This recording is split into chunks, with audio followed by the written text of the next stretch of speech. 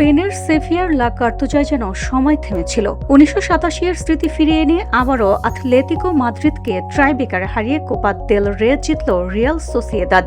নাটকীয়তা, গোল আর রুদ্ধশ্বাস উত্তেজনায় ভরা এক ফাইনাল। শেষ হাসি হাসল সোসিয়েদাদ।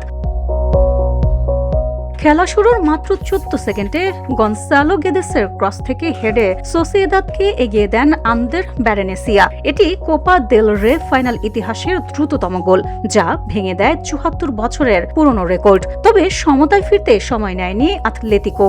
18 মিনিটে গ্রিজম্যানের পাস থেকে নিচু শটে লক্ষ্য ভেদ করেন নাইজেরিয়ার ফরওয়ার্ড আদেমোলা লুকমান।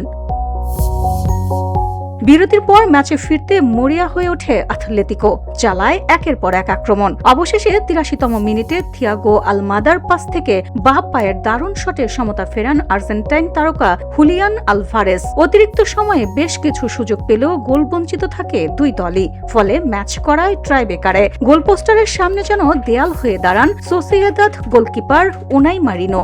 সোসিয়েদার অস্কারসন একটি সুযোগ মিস করলেও লক্ষ্য ভেদ করেন বাকি চারজন, আর তাতে নিশ্চিত হয় শিরোপা। এই জয়ে নতুন ইতিহাস গড়লেন ইউরোপের শীর্ষ 5 লিগে কাপ জেতা প্রথম আমেরিকান কোচ মাতারাজ্জো। অন্যদিকে 2012-13 মৌসুমের পর প্রথম কোপা দেল রে শিরোপার খোঁজে থাকা আথলেতিকোর অপেক্ষা আরও বাড়ল।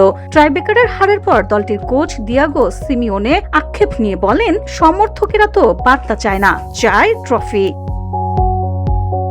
VOD Bangla news desk.